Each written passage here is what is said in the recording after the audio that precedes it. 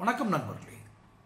ட்ரம்பினுடைய வரி விதிப்பு, இந்திய பொருட்களுக்கான மீதான வரி விதிப்பு 50% ஆனதிலிருந்து எந்தெந்த துறைகள் இதில் பாதிக்கப்படுகிறது, எவ்வளவு வேலைவாய்ப்புகள் பறிபோகிறது என்றெல்லாம் ஒரு விரிவான விவாதங்கள் நாட்டில் சென்று கொண்டிருக்கின்றன. நான் என்னுடைய சேனல் சார்பாக சில பதிவுகளை இடுகிறேன்.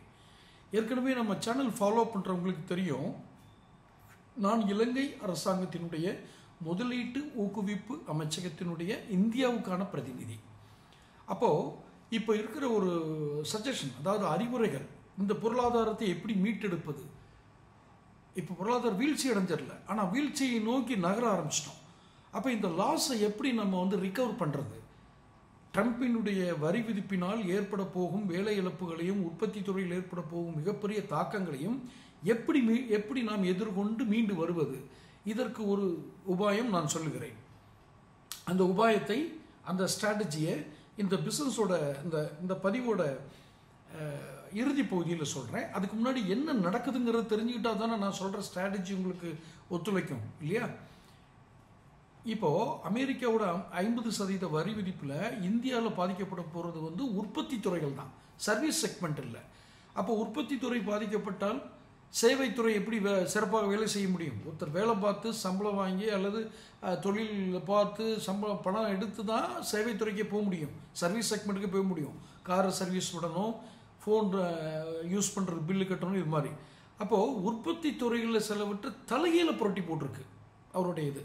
அதில் இந்தியாவை வஞ்சிக்கும் நோக்கில் அமெரிக்க அதிபர் டொனால்டு ட்ரம்ப் எடுத்திருக்கிற இந்த முடிவு பல லட்சம் தொழிலாளர்கள், மீண்டும் கூறுகிறேன், பல லட்சம் தொழிலாளர்களை நேரடியாக பாதித்திருக்கும் நிலைதான். பாதிக்கப்பட்ட இந்திய நிறுவனங்களுக்கு தோள் கொடுக்க மானியம் வழங்குவது, புதிய சர்வதேச சந்தைகளை அடையாளம் காண்பது என ஆக்கப்பூர்வமான விஷயங்களில் மத்திய அரசு கவனம் செலுத்தணும் அப்படின்னு சொல்லி பொருளாதார நிபுணர்கள் ட்ரம்போடைய வரி விதிப்புக்கு நடவடிக்கை எப்படியெல்லாம் பாதிப்பு ஏற்படுதுன்னு புரிஞ்ச பொருளாதார நிபுணர்கள் இதை சொல்லியிருக்காங்க. தமிழகத்தில் என்ன மாதிரி பாதிப்பு வரப்போகுது அதை தான் கொஞ்சம் விசாரித்து உங்களுக்கு போட்டிருக்கேன். சரி, எந்தெந்த துறைகள்லாம் பாதிக்கும் தமிழகத்தில்? குறிப்பாக அமெரிக்க பொருட்களுக்கு அதீத வரி விதிக்கும் நாடு இந்தியா தான் அப்படின்னு அடிக்கடி சொல்லிட்டு இருந்த ட்ரம்ப் தான் இப்போ நமக்கு இந்தியாவிலேருந்து இறக்குமதியாகிற பொருட்களுக்கு பரஸ்பர வரி விதிச்சிருக்காரு. அதுக்கு காரணம் என்ன சொல்லியிருக்காரு? ரஷ்யாவிடமிருந்து கச்சா எண்ணெய் வாங்கி ரஷ்யாவுடைய பொருளாதாரத்தை நீங்கள் ஊக்குவிக்கிறதுனால, அவர் அந்த பொருளாதார வலுவான நிலையில் இருக்கிறதுனால உக்ரைனோட யுத்தம் பண்ணுறாரு. அப்போ உக்ரைன் போருக்கு காரணமே இந்தியா ரஷ்யாட்டேருந்து ஆயில் வாங்குறது தான் அப்படின்னு தான் அவருடைய குற்றச்சாட்டு.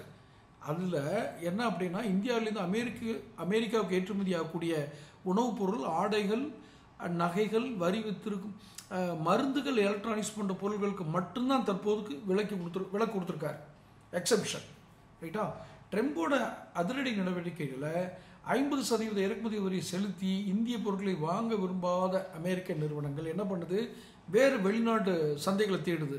அந்த சந்தைகளை ஒன்று எது மிக முக்கியமான சந்தைங்கிறத நான் இப்போ இந்த பதிவில் நான் உங்களுக்கு சொல்கிறேன். சரி, இதை அப்போ எல்லாம் அங்கங்கே போயிட்டாங்க. இதில் மெயினாக பாதிக்கப்படுறது ஜவுளித்துறை. நகை வியாபாரத்தையும் கொஞ்சம் ஆட்டங்கான வச்சுருக்கு. ஜவுளித்துறை தான் ரொம்ப. இப்போ ஜவுளித்துறை அப்படின்னாலே சூரத்தில் அது பீக்கில் இருக்கும். அடுத்து டாலர் சிட்டி என்று அழைக்கப்படுகிற தமிழகத்தில் இருக்கிற திருப்பூர் மாவட்டம். அப்போது அதுபோல் கடல் உணவுப் பொருட்கள். இப்போ தூத்துக்குடி மாதிரி ஹார்பர் சார்ந்த, கடல் ஓரத்தில் இருக்கக்கூடிய ஹார்பர் சார்ந்த ஒரு இடம், ஒரு தொழில் வளம் கொண்ட ஒரு பிளேஸ் தூத்துக்குடியில் கடல் சார்ந்த உணவுப் பொருட்களை ஏற்றுமதி பண்ணுறது ரொம்ப ஃபேமஸ் அது. அப்போ கடல் பொருட்களை ஏற்றுமதியும் பெருமளவு இதில் பாதிக்கப்பட்டிருக்கு. சமீபத்தில் நம்ம தூத்துக்குடியிலேருந்து அனுப்பின இறால் பிரான் இதை ப்ராசஸ் பண்ணி இன்வாய்ஸ் பண்ணி அனுப்பிச்சிட்டாங்க. இது போய் சேர்றதுக்குள்ளே அங்கே வரி விதிச்சாச்சு. அப்போ இவங்க இன்வாய்ஸ் பண்ணது அதுக்கு முன்னாடி உள்ளது. இப்போ இனிமே இறங்குற எல்லா 28ஆம் தேதிக்கு மேலே இறங்குற எல்லா பொருளுக்கும், இந்தியாவிலேருந்து வர எல்லா பொருளுக்கும், வரி விதிக்கப்பட்ட பொருள்களுக்கு 50% நீங்கள் வரி கட்டி ஆகணும். ஆனால் இது எப்படி பொருந்தும், நாங்கள் ஏற்கனவே பில்லிங் பண்ணிட்டுலாம் சொல்ல முடியாது, திருப்பி அனுப்பிச்சிட்டாங்க. எவ்வளோ கஷ்டம் பாருங்கள். அப்போ முக்கியமாக பாதிக்கப்பட்டிருக்குது கடல் உணவு சார்ந்த தொழில் நிறுவனங்கள் நடத்தும் தூத்துக்குடியை சேர்ந்தவங்க இதில் பாதிக்கப்பட்டிருக்காங்க. இறால் ஏற்றுமதியாளர்கள் தான் இது பெரும் பாதிப்பு. 2023-24 நிதியாண்டு, 23-24 நிதியாண்டில் சுமார் 50,000 கோடி ரூபாய்க்கு மேலே கடல் உணவுப் பொருட்கள் இந்தியாவிலிருந்து அமெரிக்காவுக்கு போயிருக்கு. இப்போ நம்ம இழக்க போகிற இத்தனாயிரம் கோடிகள்னு தெரியுதா? இந்தியாவிலிருந்து ஏற்றுமதியாகும் இறால்களில் 41% அமெரிக்காவுக்கு தான் போயிட்டு வந்திருக்கு. ட்ரம்பினோட வரி விதிப்பினால 20,000 கோடி மதிப்பிலான இறால்கள் வந்து இப்போ தேக்கம் அடைஞ்சிருக்கு. எங்கேயும் அனுப்ப முடியல. அவங்களுக்கு அமெரிக்காவுக்கு தான் 41% போயிருக்கு இப்போ அடியது. அதனால தான் 20,000 கோடி, மொத்தம் 50,000 கோடிக்கு மேலே நம்ம கடல் உணவுப் பொருட்களில் வருவாய் நிதியாண்டில் நம்மளுடைய பரிவர்த்தனை நடக்குது. ஆனால் 20,000 கோடி ரூபாய் வந்து அமெரிக்காவுக்கு மட்டுமே போயிருக்கு, 41%. இப்போது விழுப்புரம் மரக்காணத்திலிருந்து மட்டுமே 1000 கோடி ரூபாய் அளவுக்கான இறால்கள் தேக்கம் அடைஞ்சிருக்கிறதா புள்ளி விவரங்கள் சொல்லுது. அப்போ தூத்துக்குடி, கடலூர் உட்பட்ட கடலோர மாவட்டங்கள் இந்த தொழில் நம்பியிருந்த ஏராளமான மக்கள் இப்போ பாதிக்கப்பட்டிருக்காங்க. இப்போ நான் கேட்டேன் இல்லையா எந்தெந்த துறை பாதிக்கப்பட்டிருக்குன்னு, அதில் தூத்துக்குடியிலிருந்து அமெரிக்காவுக்கு கப்பல் மூலம் ஏற்றுமதி செய்யப்பட்ட டன் கணக்கிலான இறால்கள் இப்போ நடுக்கடலில் நிற்கிது. அவங்க வாங்க மறுக்கிறாங்க. பெரும் துயரத்தில் இருக்கிறது யாருன்னா கடல் உணவு ஏற்றுமதியாளர்கள். அதுக்கப்புறம் ஆம்பூர், ராணிப்பேட்டையிலேருந்து அமெரிக்காவுக்கான தோல் காலணிகள்லாம் உள்ளிட்ட பொருட்கள் ஏற்றுமதி ஆகிட்டு இருக்கு, எக்ஸ்போர்ட் ஆகிருக்கு. இந்த வரினால அதுவும் முடங்க போகுது. ஏன்னா இவர் அதுக்கும் வரி விதிச்சிருக்காரு. இப்போ அடுத்து முக்கியமாக ஜவுளித்துறை. அப்போது அமெரிக்காவின் வரி விதிப்பில் ஆயிரக்கணக்கான பேர் வேலை இழப்பாங்க அப்படின்றதுலாம் இல்லை, லட்சக்கணக்கான பேர் வேலை இழப்பாங்க. அது டைரக்ட் அண்ட் இன்டைரக்ட் ஜாப். நேரடியாக அந்த நிறுவனத்தில் வேலை செய்கிறது, இன்டைரக்டாக இதை சார்ந்து இருக்க சார்பு தொழில்களில் வேலை செய்கிறது. இந்த வேலையின்மை வந்து இவங்களை போய் தாக்க போகுது. அப்போது இதனால் நிச்சயம் இந்திய உள்நாட்டு உற்பத்தி ஜிடிபி 1% பாதிக்கும். 1% சாதாரண இல்லை, பலாயிரம் கோடிகள். இந்த ஜிடிபி சரிவை மத்திய அரசு ஓரளவு சமாளித்திடலாம், ஏதோ வேற மானியம் கொடுத்து அப்படின்னு சமாளிச்சிடனாலும் சில துறைகள் முற்றிலுமாக முடங்கிவிடும் அபாயம். அந்த வரி விதிப்பு அதிகம் பாதிக்கப்பட்ட மாநிலங்களாக குஜராத்தும் தமிழ்நாடு தான் இருக்குது. இப்போ குறிப்பாக திருப்பூரில் நான் ஏற்கனவே சொன்ன மாதிரி ஜவுளித்துறை வந்து பெரும் பாதிப்பை முற்றிலும் முடங்குது. அப்போ ஆடை உற்பத்தியில் ஈடுபடும் பெருநிறுவனங்கள் அமெரிக்காவால் குறைவான வரி விதிக்கப்பட்டிருக்கும் ஏதோ ஒரு நாட்டை தேர்ந்தெடுத்து அங்கே ஆடை உற்பத்தி செய்து அமெரிக்காவுக்கு ஏற்றுமதி செய்யும் திட்டத்தில் இருக்கிறாங்க. இப்போ அதே போல் நகை ஏற்றுமதிக்கு ட்ரம்ப் விதித்த வரி குஜராத் மாநிலத்தில் உள்ள நகை உற்பத்தியாளர்கள், ஏன்னா குஜராத் வந்து வைரம் தங்கத்துக்குலாம் அந்த நகை உற்பத்தி பண்ணக்கூடிய தொழில் அதிகமாக இருக்கக்கூடிய இடம்.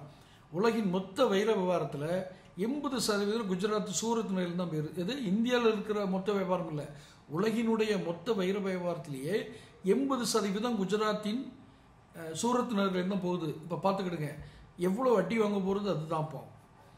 அப்புறம் உலக அரங்கில் வந்து வைரத்துக்கான தேவை குறைந்த காரணத்தினால வைர வியாபாரிகளுக்கு நெருக்கடி ஏற்பட்டிருந்தது. இது இந்த சூழல் அமெரிக்கா வரி விதிப்பும் போட்டதுனால 2 இடி விழுந்த மாதிரி ரைட்டா. பெரும்பாலான வைர வியாபாரிகள் சிலர் அமெரிக்காவுக்கு குறைவான வரி வைத்திருக்கும் போட்ஸ்வானா போன்ற நாடுகளை தேர்வு செஞ்சு அங்கே வைரத்தை வெட்டி பட்டை தீட்டி உற்பத்தி பணியை மேற்கொள்ள முடிவெடுத்திருக்காங்க. அங்கிருந்து ஏற்றுமதி செய்தால் ட்ரம்பினுடைய 50% வரி விதிப்பில் இருந்து தப்பித்து கொள்ளலாம் அப்படின்னு நினைக்கிறாங்க. அங்கேருந்து பண்ணோம்னா, ஏன்னா இந்தியாவிலேருந்து போனால் தானே அதுக்கு இறக்குமதி வரி. இந்தியாவில் சிறு வியாபாரிகள் பெரும் வியாபாரிகள் எல்லாருமே இதை எடுத்திருக்காங்க. இதுக்கு இப்போ இந்த பாதிப்புலேருந்து மீட்டெடுக்கிறதுக்கு ஒரு ஸ்ட்ராட்டஜி சொல்கிற உபாயங்கள் சொல்கிறேன்னு சொன்னேன் இல்லையா. அதில் முக்கியமானது நமது அண்டை நாடான இலங்கைக்கும் நமக்குமான ராஜ்ய உறவுகள் சில சமயங்களில் சில விஷயங்களால் பாதிக்கப்படலாம். குறிப்பாக மீனவர் பிரச்சனை, தமிழ்நாடு நம்ம கரையோர மீனவர்கள் பிரச்சனையில் சில சமயம் பாதிக்கப்படும். அவங்க நாட்டு எல்லைக்குள்ளே இவங்க தப்பி போயிடுறாங்க, அல்லது நோக்கத்தோடு போனாங்க, அல்லது அங்கே இருக்க கடல் வளத்தை அழிக்கிறாங்கன்னு சொல்லி அவங்க தடுக்கிறாங்க. இந்த மாதிரி வெவ்வேறு இஷ்யூஸ் அது சார்ந்தது. ஆனால் இலங்கையை நாம் தேர்ந்தெடுத்து, என்ன இருந்தாலும் நட்பு நாடு, நம்மளுடைய பெரும்பாலான இந்திய வம்சாவளியான தமிழர்கள் அங்கே வசிக்கக்கூடிய நாடு, எப்படினாலும் அந்த உறவு விட்டு போகாது. இப்போ இலங்கையில் இப்போ நான் சொன்ன முதல்ல இந்த பதிவோட ஆரம்பத்தில் சொன்ன ஸ்ட்ராட்டஜி தான்.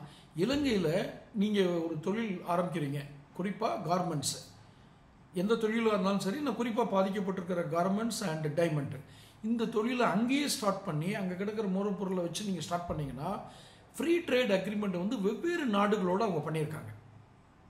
எஃப்டிஏ வந்து இலங்கைக்கும் பல்வேறு நாடுகளுக்கும், அதில் குறிப்பாக யூஎஸ்ஏ. அப்போ இவங்க இலங்கையிலேருந்து வர்ற பொருட்களுக்கு அவங்க பெரும்பான்மை வரி வந்து 0% கூட வச்சுருக்காங்க, அல்லது குறைவான வரி விதிப்பு இருக்கும். அப்போ நாம் அங்கே தயாரிப்பில் ஈடுபட்டிருக்கிறது வந்து இந்தியரா அமெரிக்கரெல்லாம் அவங்க பார்க்க மாட்டாங்க. இலங்கையிலேருந்து வந்தால் இவ்வளோ வரி. அப்போ அதில் இந்தியர்கள் இப்போ இலங்கையில் போய் இலங்கையில் தொழில் ஆரம்பித்து மேனுஃபேக்சரிங் யூனிட் ஆரம்பித்தால் இது சரியாக இருக்கும். இப்போ நான் அந்த நாட்டினுடைய முதலீட்டு ஊக்குவிப்பு அமைச்சகத்தினுடைய பிரதிநிதி. என்னை எப்போ வேணாலும் நீங்கள் காண்டாக்ட் பண்ணிக்கலாம். நீங்கள் உங்களுடைய இமெயில் ஐடி ஆர் உங்களுடைய ஃபோன் நம்பர் வந்து கமெண்ட் பாக்ஸில் கொடுத்தீங்கன்னா உங்களுக்கான அறிவுரைகளை கொடுக்கறதுக்கு நான் தயாராக இருக்கேன். அறிவுரைகள்னால் கைட்லைன்ஸ் அப்படி வச்சுக்கோங்க, வழிகாட்டு நெறிமுறைகள் அப்படி கூட வச்சுக்கலாம். இந்த பாதிப்பிலிருந்து நம்ம மேலே இருந்து வர்றதுக்கு, நிறுவனங்களை மீட்டெடுக்கிறதுக்கு முதல்ல உற்பத்திக்கு தேவையான பொருள்களுடைய இறக்குமதி வரியை நம்ம குறைக்கணும். இந்தியா செய்ய வேண்டியது.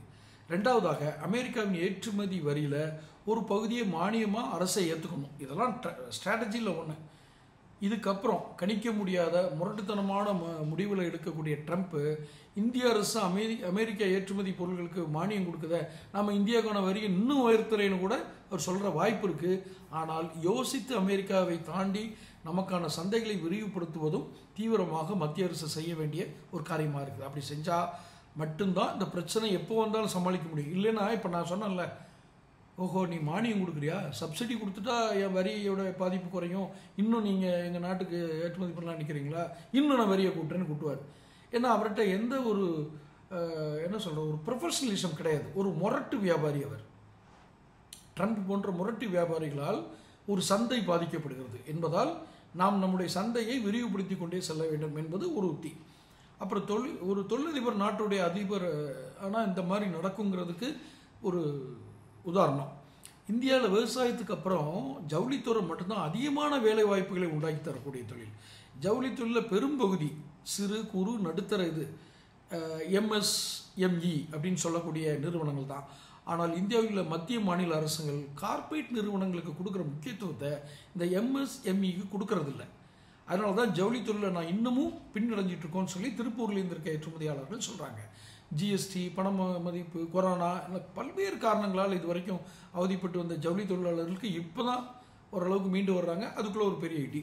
ட்ரம்பினுடைய வரி விதிப்பு இந்தியா மீண்டு அரசியல் காழ்ப்புணர்ச்சி அப்படின்னு வரி விதிப்பை பார்த்தா கூட நமக்கு போட்டியாக இருக்கிற சைனாவோட வரியை குறைச்சிட்டு நமக்கு கூட்டியிருக்காரு. அதுலேருந்து நமக்கு அவருடைய அரசியல் காழ்ப்புணர்ச்சி தெரியுது. இப்போ இறுதி பகுதியாக வேலை வாய்ப்புகள் எப்படி பறிபோகுது. 15 ஆண்டுகளுக்கு முன்பு தமிழ்நாட்டின் பல்வேறு மாவட்டங்களிலிருந்து வருபவர்களுக்கு வேலை வாய்ப்புகளை வழங்கி வந்தது திருப்பூர் தான். இப்போ இந்தியாவோட பல்வேறு மாநிலங்களிலிருந்து வருபவர்களுக்கும் வேலை வாய்ப்பு வழங்கக்கூடிய முக்கிய மையமாக திகழ்கிறதும் திருப்பூர் தான். இப்போ ஆடைகள், கம்பளம், தலையணை அப்படின்னு திருப்பூர் சுற்றுப்புற பகுதிகளிலிருந்து மட்டும் ஆண்டுக்கு சுமார் 75,000 கோடி, நல்லா தெரிஞ்சுக்கங்க, 75,000 கோடி ரூபாய்க்கு வியாபாரம் நடைபெற்றிருக்கு. இப்போ அது 45,000 கோடி ரூபாய் மதிப்பிலான வெளிநாடுகளுக்கு இதில் 45,000 கோடி வந்து வெளிநாட்டுக்கு ஏற்றுமதி மட்டும். இதில் சுமார் 15,000 கோடி ரூபாய்க்கான ஜவுளி பொருட்கள் அமெரிக்காவுக்கு மட்டுமே போயிருக்கு 45. அப்போ மேக்சிமம் அமெரிக்காவை சார்ந்து இருந்திருக்காங்க. கிறிஸ்மஸ் சீசனுக்காக அமெரிக்க ஆர்டர்கள் ஏற்கனவே வாங்கி வச்சிருக்குது திருப்பூரில். ஆனால் அமெரிக்க இம்போர்ட்டர்ஸ் வந்து இப்போ என்ன பண்ணுவாங்க, இப்போ வாங்கிட முடியாது, கிறிஸ்மஸ் ஆர்டர் பூரா கேன்சல். இந்தியா அமெரிக்கா இடையே சுமூக முடிவு எட்டப்பட்டு வரி குறைக்கப்பட்ட பிறகு வாங்கிக்கிறோன்னு சொல்லி அவங்கெல்லாம் பின்வாங்குறாங்க. அப்போது அங்குள்ள இறக்குமதி ஒருவேளை அப்படி எந்த முடிவு எட்டப்படலை அப்படின்னா ஒப்பந்த ஆர்டரை கேன்சல் பண்ணிடுவாங்க. ஆனால் புதிய ஆர்டர் எதுவும் கிடைக்காது. ரைட்டா? இதனால் ஜவுளி தொழிலில் அதற்கான உபத்தொழில்கள் ஈடுபட்டிருக்கும் பல லட்சம் பேருடைய வேலைவாய்ப்புகள் பறிபோகுது.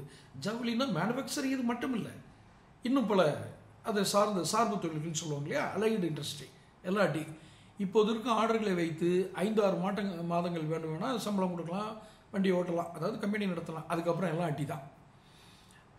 இல்லை இப்போ மாற்றுது என்னவானா, பிரிட்டனுடன் சமீபத்தில் போடப்பட்ட ஒரு அக்ரிமெண்ட்டு, நம்ம மோடிஜி போட்டது, அப்படி பல்வேறு நாடுகளுடன் தடையில்லா வர்த்தக ஒப்பந்தத்தை அரசு மேற்கொள்ளணும்.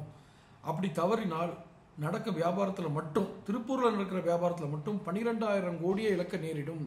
சாதாரணம் அல்ல. 12,000 கோடி வருமானத்தை நீங்கள் இழந்துருவீங்க அரசாங்கம்.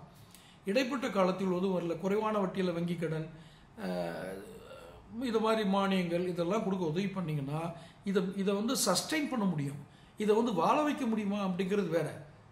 சஸ்டெயின் பண்ண முடியும், கொஞ்சம் தாக்கு பிடிச்சி போக முடியும். இப்போதே 17 நாடுகளுடன் தடையில்லா வர்த்தக ஒப்பந்தம் தொடர்பான பேச்சுவார்த்தைகளை மத்திய அரசு முன்னெடுத்திருப்பதாக வரும் செய்தி கொஞ்சம் அவங்கள ஆறுதல் படுத்தது. என்ன அப்போது இவ்வளவு பிரச்சனைகளுக்கு இடையிலையும் எத்தனாயிரம் கோடிகள், எத்தனை லட்சம் பேருடைய வேலைவாய்ப்பு, எத்தனாயிரம் கோடி வியாபாரம் பாதிப்பு, வரி வருவாய் நட்டம், வேலைவாய்ப்பு போச்சுன்னா அவங்க வரி கொடுக்க முடியாது. அப்போ மக்களுக்கு மாற்று வழிகளை ஏற்பாடு பண்ணணும். பெரிய நெருக்கடியை தான் இந்தியா சந்திச்சிருக்கு. ஆனால் மீண்டு வருவோம் என்ற ஒரே நம்பிக்கை நம்மளை இன்னும் உறுதியாக வைத்திருக்கிறது. காரணம், இப்போ நான் கடைசியாக ஏற்கனவே சொன்னது தான், நம் அண்டை நாடான இலங்கையை இப்போது நாம் பயன்படுத்தி கொள்ள வேண்டும். இலங்கையை பயன்படுத்தினால் என்னென்ன நன்மைகள் கிடைக்கும், விரிவான தகவல்கள் யாராவது வேணும்னா என்னோட கமெண்ட் பாக்ஸில் வந்து அவங்களுடைய email ID and WhatsApp number போடுங்க. உங்களுக்கு தேவையான அத்தனை வழிகாட்டு இதுகளையும் இலங்கை அரசாங்கமே செஞ்சு கொடுக்கும். நான் தனிநபர் அல்ல, அந்த அரசாங்கத்தினுடைய அங்கீகாரம் பெற்ற நபர் நான். உங்களுக்கு வழிகாட்டுதல் இதுகளையும் என்னென்ன ட்ரேடிங் அக்ரிமெண்ட் போட்டு அதை கொஞ்சம் பெர்மனெண்ட்டாக பண்ணிக்கலாங்கிறதையும் நான் வழங்க தயாராக இருக்கிறேன். தொடர்ந்து சேனல் பாருங்கள், சேனல் சப்ஸ்கிரைப் பண்ணுங்கள், நோட்டிஃபிகேஷன் பில் பதிவு பண்ணுங்கள், பிடிச்சிருந்தால் லைக் பண்ணி ஷேர் பண்ணுங்கள். நன்றி.